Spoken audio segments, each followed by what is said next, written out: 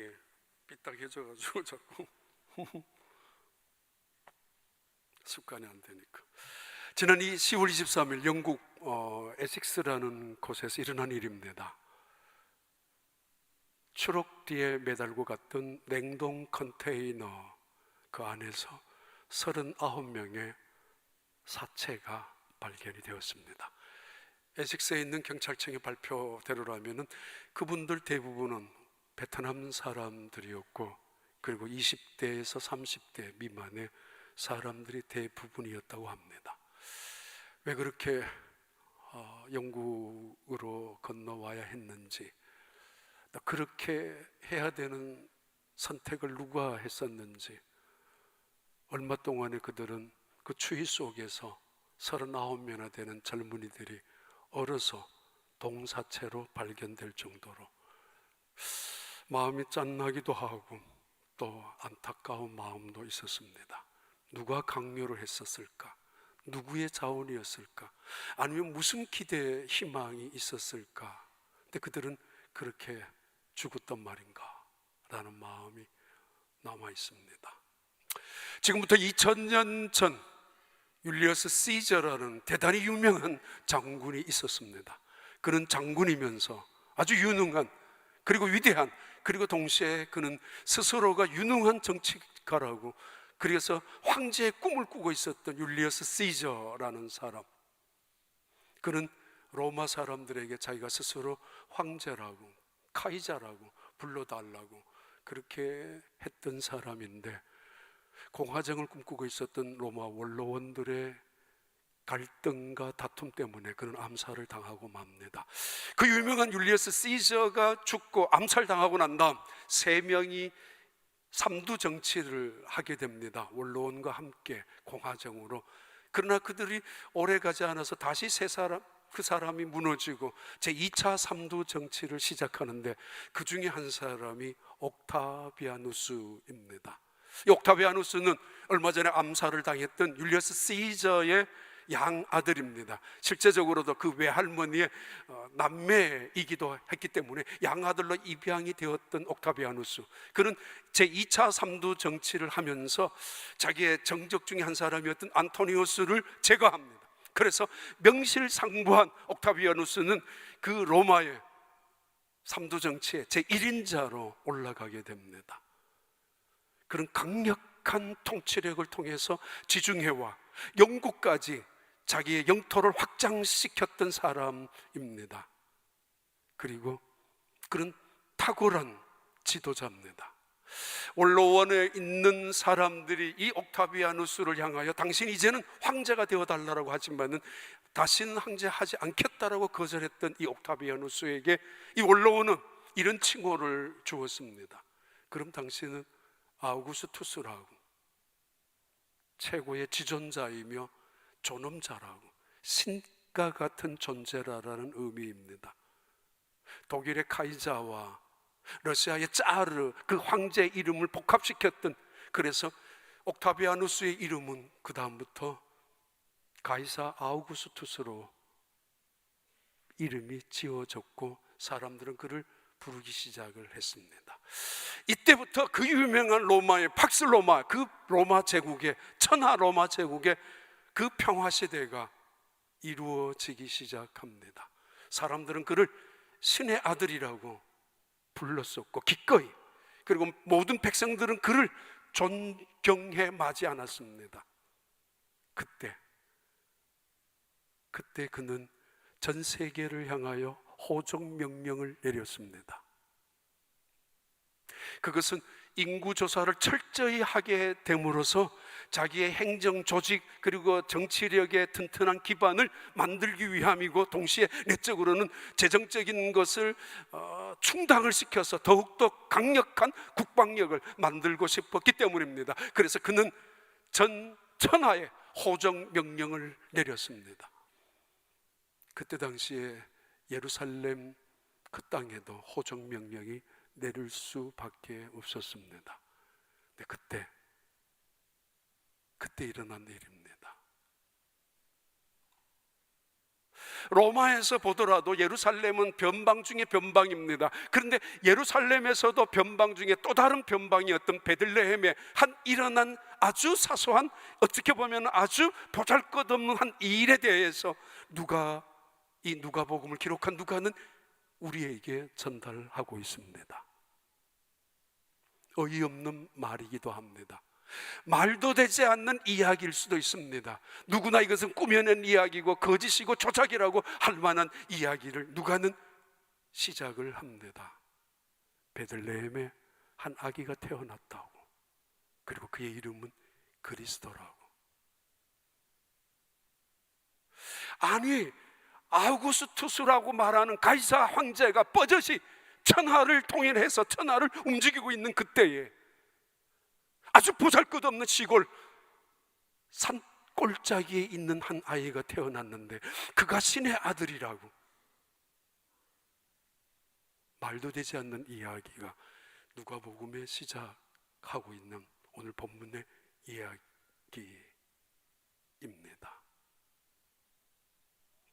누가복음 2장 1절부터 5절까지 같이 한번 읽겠습니다. 그때의 가호사 아구서도가 영을 내려 천하로 다 호적하라 하였으니 이 호적은 구레뇨가 수리아 총독이 되었을 때 처음 한 것이라. 모든 사람이 호적하러 각각 고향으로 돌아가매 요셉도 다윗의 집 후손이므로 족속이므로 베들레헴이 요셉의 고향, 다윗의 고향 아닙니까? 그곳으로 다 갔다는 거죠. 나사렛 동네에서 유대를 향하여 베들레헴이라 하는 다윗의 동네로, 로마에서 보면은 변방 중에 변방, 골짜기 이 베들레헴에 갔습니다. 그 약혼한 마리아와 함께 호적하러 올라가니 마리아가 이미 잉태하였더라 라는 이야기로 어이없는 이야기가 시작이 됩니다. 39명이 죽었습니다. 그들 중에 한 사람이라도 성냥 한 캡이라도 있었다면 아마 켰을 것입니다. 그리고 39명이 그 성냥 한 캡의 불길 속에 모였을 것입니다. 누군가가 라이터라도 있었으면 라이터에 그 불이 꺼질 때까지 그들은 그 불을 쬐였을 것입니다. 그리고 고마워도 했을 것입니다. 사소한 불, 시시한 불, 아무것도 아닌 불이지만. 근데 그들은 꽁꽁 얼어서 죽어갔습니다. 얼마나 간절하게, 얼마나 애절하게 불 한 개비를 기다리면서 심장이 멎어질 때까지, 그들의 피가 멈출 때까지, 온몸이 얼음장처럼 차갑게 식어질 때까지, 죽는 그 순간까지 그들은 불을 갈망했을 것입니다. 몸 한 구석이라도 녹이고 싶어서 서로 손을 잡았을 것이고 움켜 안았을 것이고 비벼대었을 것이고 그 냉동실 안을 두들겨도 봤을 것입니다마는 그들은 얼어 죽었습니다. 대강절 첫 번째 주일입니다. 우리는 점화를 합니다. 그 사람들이 가졌던 마음의 10분의 1, 그분들이 갈망했었던, 애절히 기다렸던 마음의 100분의 1이라도 주님을 갈망하고 있다면, 망망대해에 판자 조각 하나만 부여잡고 살려달라고 애원하는 한 사람의 마음처럼 우리가 예배를 드리고 대강절을 지킨다면, 사막 한 모퉁이에서 뜨겁게 떼어지는 이글거리는 태양 아래서 침 한 방울이라도 누군가가 떨어주기를 기다리는 그런 갈망이라도 있다면, 그거의 10분의 1, 100분의 1이라도 있다면 그 예배가, 그 대강절이, 그 절기가 어떻게 달라질까요? 그들의 아멘이, 그들의 찬양이, 그들의 기도가, 그들의 예배가 얼마나 새로워질 수 있을까? 간절해질 수 있을까? 그런 마음으로만 대강절을 지킬 수만 있다면 2019년 또 한 번의 대강절 첫 번째 주일입니다. 2000년 전에 가이사 아우구스도의 그 호적 명령을 통해서 천하가 각각 본적으로 고향으로 갔습니다.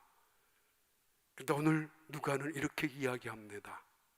한 부부가 아이를 낳았는데 있을 사관이 없어서 그는 소나 말이나 나귀 새끼가 가축들이 살고 있는 외양간의 마구간에서 태어났다고. 이 우스운 이야기, 이 거짓스러운 이야기, 시작이 기독교의 시작입니다. 그리고 성경은 이렇게 말합니다. 그는 He is a Christ. 예수는 바로 그리스도라고. 아니, 그는 바로 하나님의 아들이고 왕이라고. 온 세계 주권자이며 온 세계의 위대한 통치자는 바로 이 아이라고. 그러면서 말합니다. This will be sign to you. 이게 너희들에게 표적이 될 것이라고. 기독교의 의미와 기독교의 표시와 기독교의 이미지, 메시지가 바로 여기에 있다라고. 그러면서 천사들이 하는 이야기입니다. 목자들에게 가서 그 아이를 만나라고. You will find a baby wrapped in clothes. 아주 천으로 강보에 쌓인 아이를 보게 될 것이라고. 그리고 lying in a manger. 동물들이 먹는 여물통 안에 놓여 있는 아기를 보게 될 것이라고. 그러면서 또 한 번 반복합니다. 이것이 This is the sign. 이것이 표적이라고.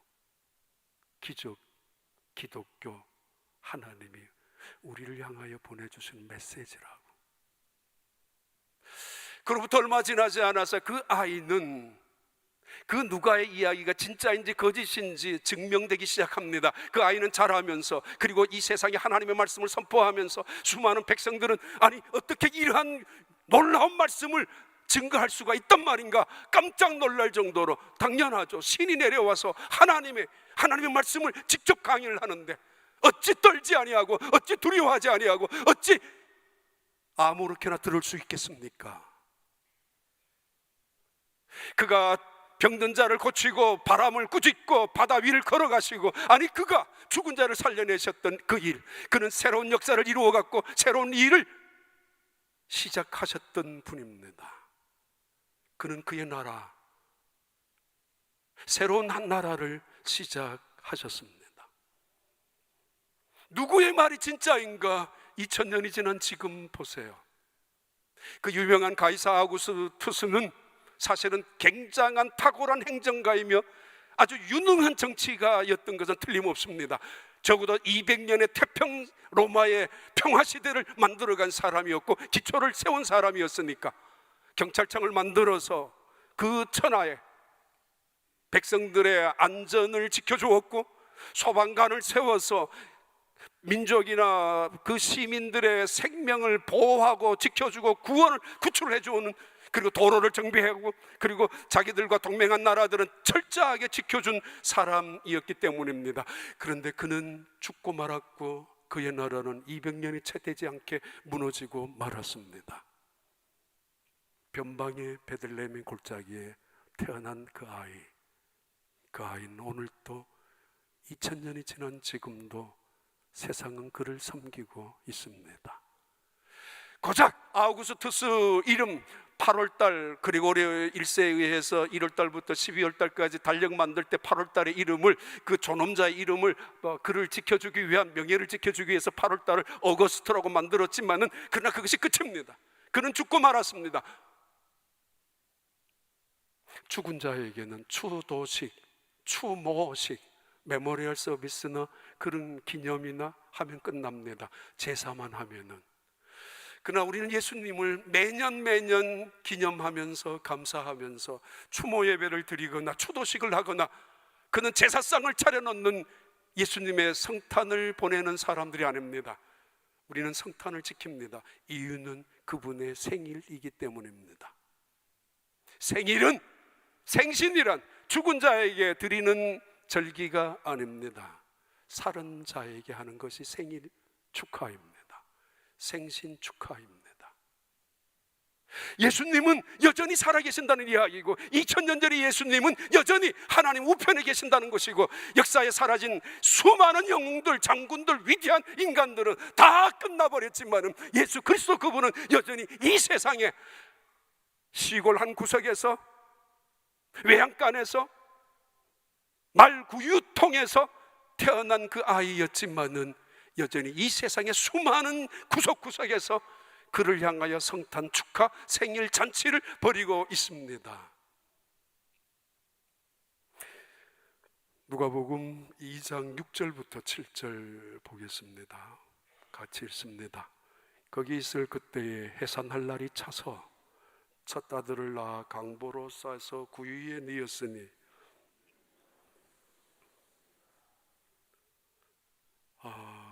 바로 그때에 말도 되지 않는 이야기를 누가는 우리에게 전달하고 있습니다.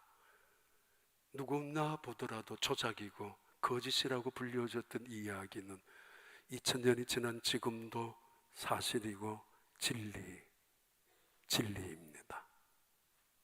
문제가 하나 있습니다. 12절 말씀 이렇게 우리에게 천사가 증언합니다. 우리 함께 있습니다. 12절 너희가 가서 강보에 쌓여 구유에 뉘어 있는 아기를 보리니 이것이 너희에게 표적이니라 하더니 한 아이가 구유에 태어났는데 이것이 기독교의 표적이라고.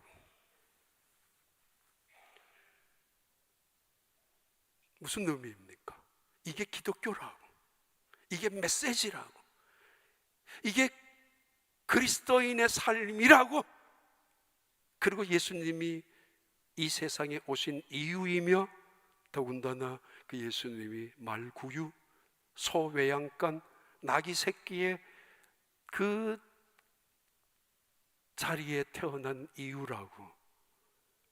그 첫 번째 이유는 1번입니다.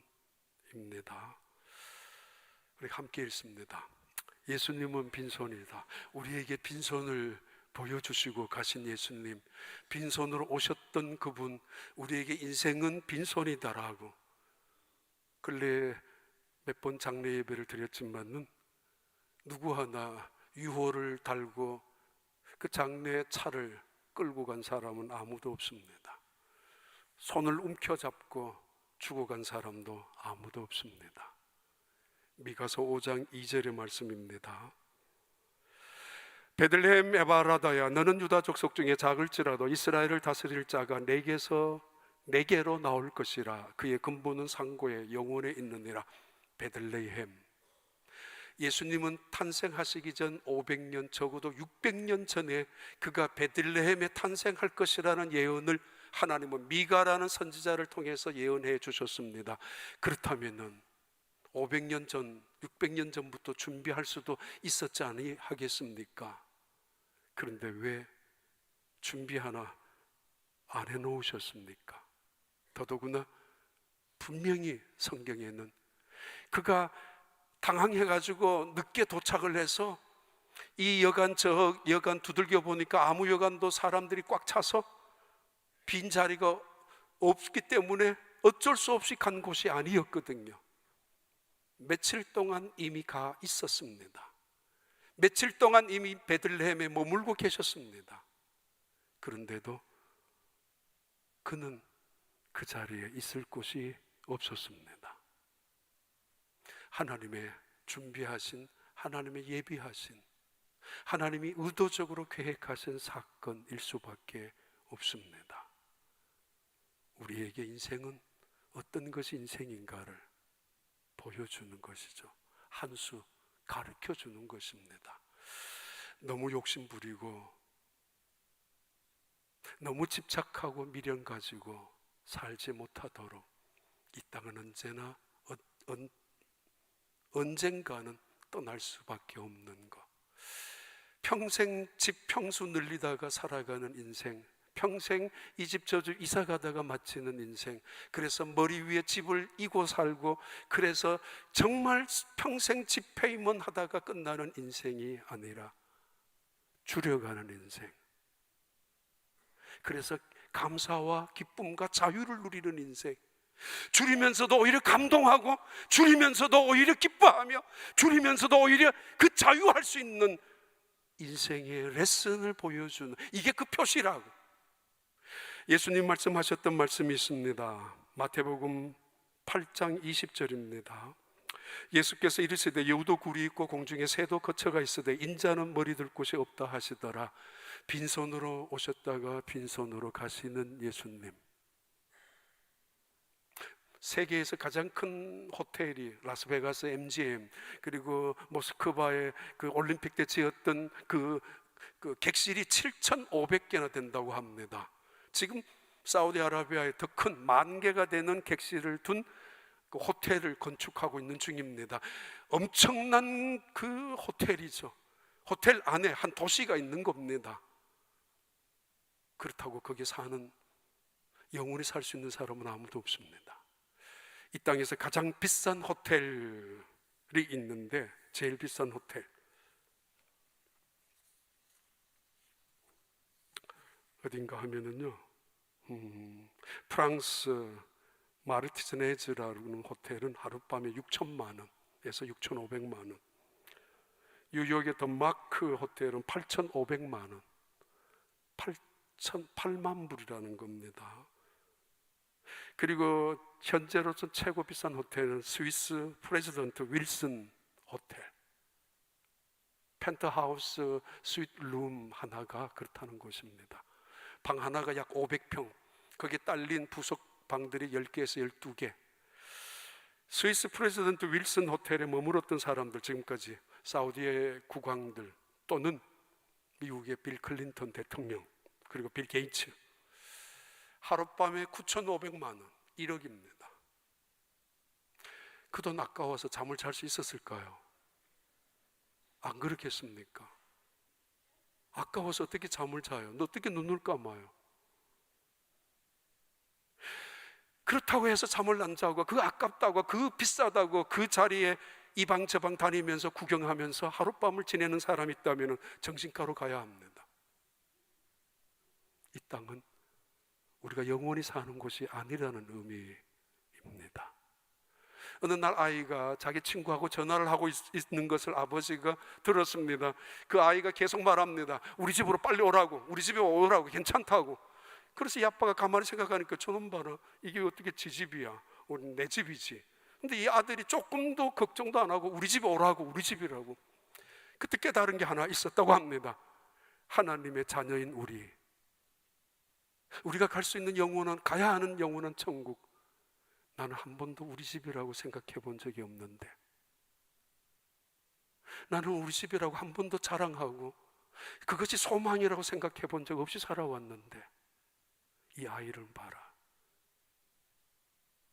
아빠가 법적으로 물려줘야 자기 집입니다.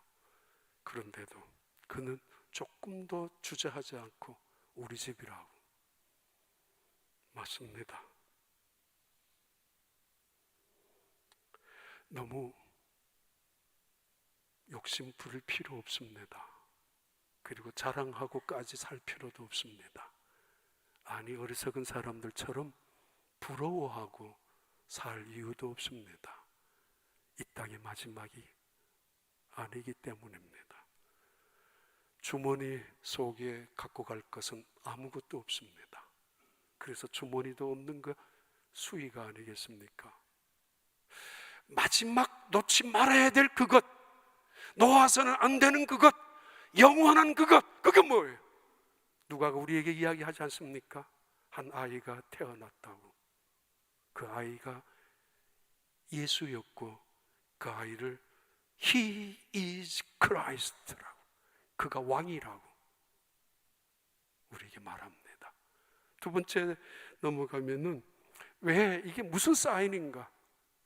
왜 이것이 우리에게 표시란 말인가? 그 이유 두 번째는, 예수님은 이 세상에 빈손으로 오셔서 빈손으로 가셨고 우리에게 곧 가르쳐 주는 것이죠. 또 하나는, 예수님은 이 세상에 가장 낮은 자리에 오셨습니다. 그 이유는 그곳이 예수님이 머무시는 자리이기 때문입니다. 기독교는 언제나 최고의 자리, 높은 자리는 비어 있어야 되는 것입니다. 두려워서, 그건 내 자리가 아니라고, 무서워서. 그래서 늘 낮은 자리에는 많은 사람들이 모여 있는 곳이 기독교 상식입니다. 왜? 그곳에 예수님이 계시기 때문입니다. 가장 낮은 곳에. 빌립보서 2장 5절부터 11절까지 한번 볼까요?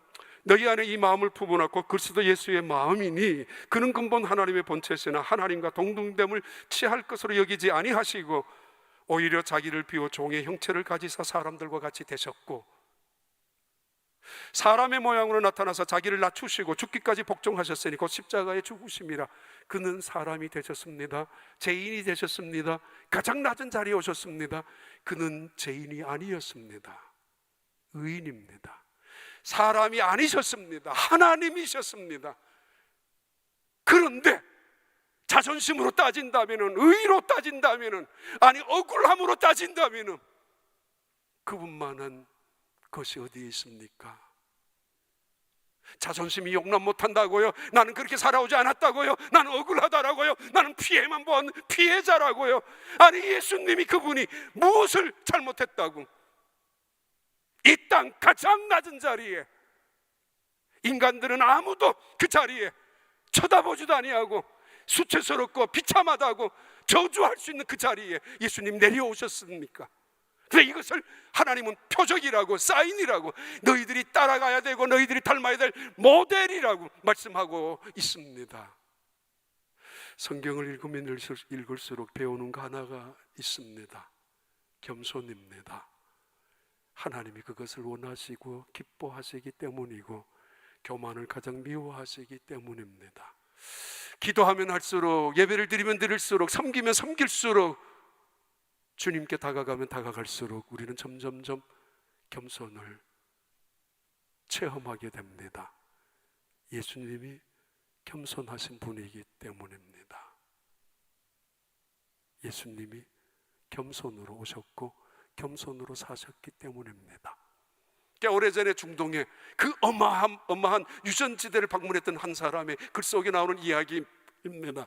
그 어마어마한 엄청난 규모의 유전지대에 그 원유들이 모래 사막 속에서 한 곳으로 모여지는 것을 보면서 아니 도대체 어떻게 이 굉장한 시설을 이룰 수 있느냐고, 그 시스템이 물론 요즘 같으면 얼마든지 그렇게 할 수 있겠지만은 아니 그 많은 원유가 어떻게 이 안에 통에 다 모일 수 있느냐고, 그 엄청난 땅덩어리 속에서 이렇게 이야기했다고 합니다. 여기가 가장 낮은 곳이에요. 자연스럽게도 이리로 다 모여들 수 있게 되었던 곳이라고, 가장 낮은 곳이라고. 예수님의 말씀입니다. 히브리서 4장 15절 16절 말씀. 히브리서 우리에게 있는 대제사장은 우리의 연약함을 동정하지 못하시 이가 아니요 모든 일에 우리와 똑같이 시험을 받으신 이로되 죄는 없으시니라. 우리와 같이 인간으로 어린아이로 오셔서 말을 배우시고, 어린아이로 오셔서 걷는 법을 배우시고, 어린아이로 오셔서 부모님 밑에 교육을 받는 것도 배우셨던 예수님, 그리고 인간이 되셔서 인간이 겪는 수많은 고난과 고통과 아픔과 눈물, 상실과 아픔과 배신을, 그리고 그 마음속에 질병과 고통의 그 영혼의 상처를, 더 나아가선 죄로 인하여 불안하고 어둠 속에 살아갈 수밖에 없는 인간의 고통을 겪고 싶었던, 그래야 그것이 참 메시아의 의미가 있기 때문에 이 세상에 오셨던 그 예수님. 16절 말씀 이렇게 말씀합니다. 그러므로 우리는 국률하심을 받고 때를 따라 돕는 은혜를 얻기 위하여 은혜의 보좌 앞에 담대히 나아갈 것이니라. 예수님께서 이 세상에 오셔서 우리와 같은 육체를 지니고 계셨기 때문에 우리의 연약함을 체휼하지 않는 분이 아니요, 우리의 연약함 때문에 우리를 무시하고 우리를 멸시하고 그것도 못하냐고 비아냥거리는 것이 아니라, 너는 못 믿겠다고 하는 것이 아니라, 우리의 연약함이 얼마나 약한 존재인지, 우리가 얼마나 연약한 존재인지를 경험해 보셨던 예수님은 우리가 주님 앞에 찾아 나올 때마다 은혜를 더딥혀 주시고 사랑으로 더 힘을 주시고, 우리가 주님을 바라볼 때마다 우리 속에 오셔서 소망이 되어 주신다라는 그 말씀입니다. 속 보이는 이야기이지만은 그러나 유명한 이야기입니다. 대한민국에 정말 조선시대 말 대한민국에 훌륭한 지도자들이 정말 많았습니다. 그분들은 진짜 애국자이고 진짜 정치가이고 진짜 나라를 사랑하고 민족을 사랑하는 사람들이었습니다. 월남 이상제나 남간 이승훈이나 고당 조만식, 이분들 다 기독교의 선교사님들을 통해서 예수를 믿는 이승만 대통령도 그렇게.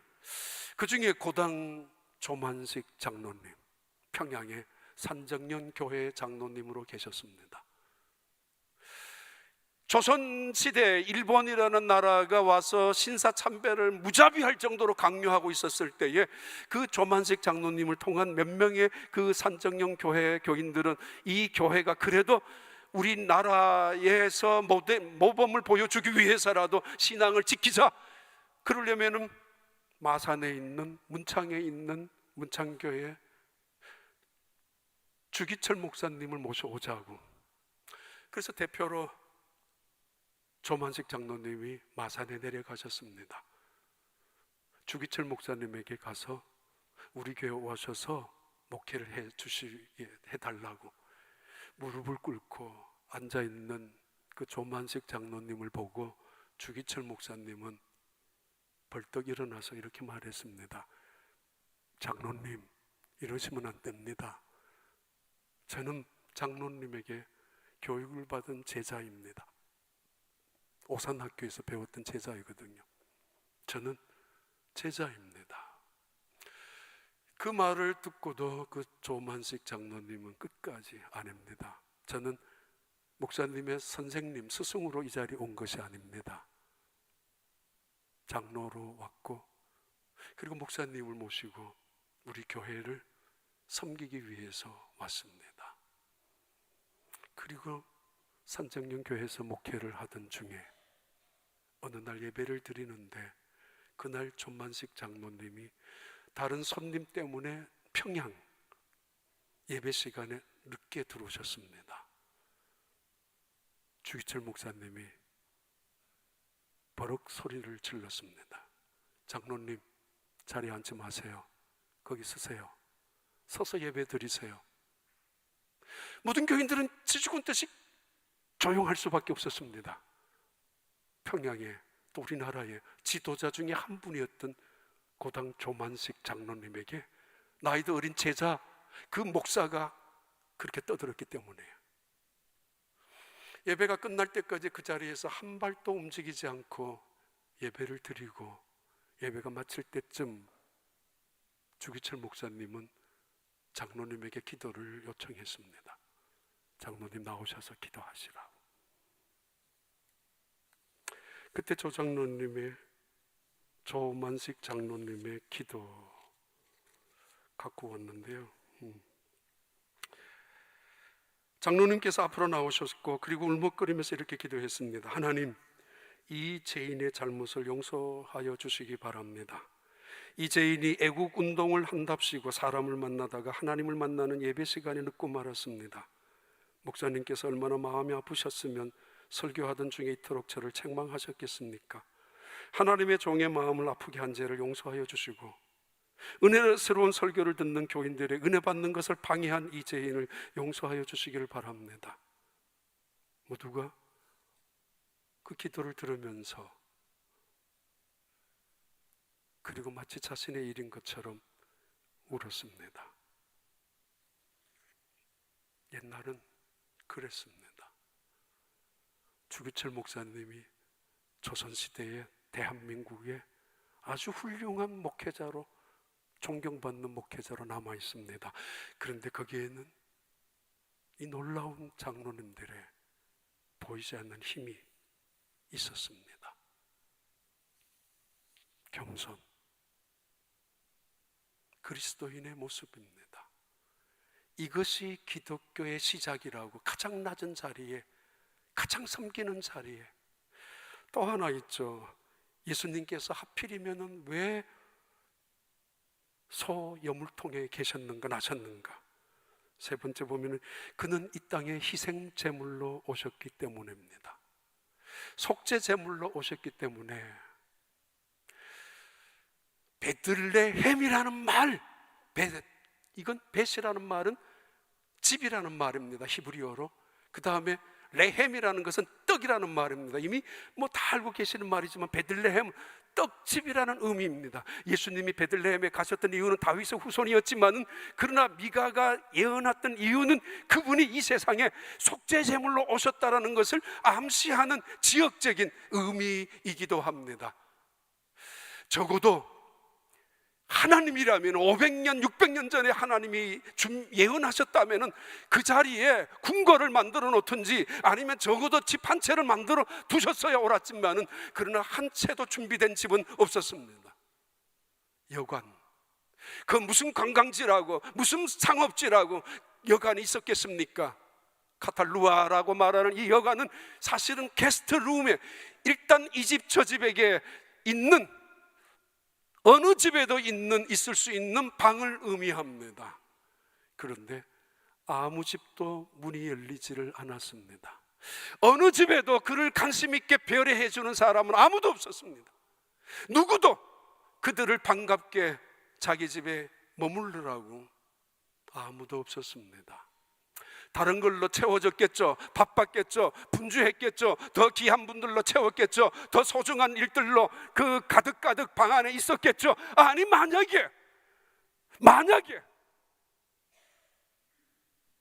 마리아가 임신한 아이가 예수 그리스도라는 걸 알았더라면은, 마리아가 임신한 그 아이가 커서 예수 그리스도로서 이 세상의 구원자로 우리의 죄를 다시 구원해 줄 메시아라는 것을 알았다면, 아니 그 아이가 하나님의 아들인 것을 알았더라면 모두가 싸웠을 것입니다. 그러나 모두는 추워도 생각하지 못했습니다. 여전히 로마의 황제라고 일컫는 그 가이사 아우구스투스가 위대한 황제요, 그가 위대한 정치가요, 행정가라고, 그의 일을 통해서 평안을 얻고 있고 그의 행정의 능력을 통해서 자기들의 안전을 보장받고 있다고 생각하는 그때에 누가 그 마리아 임신한 그 아이에 관심이 있었겠습니까?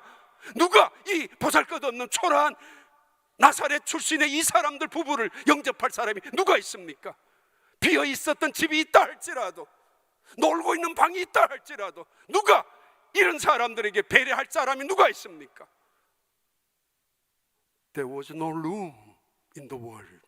세상에는 for him, 그를 위한 방이 아무도 없었습니다. 누구도 없었습니다. 왜요?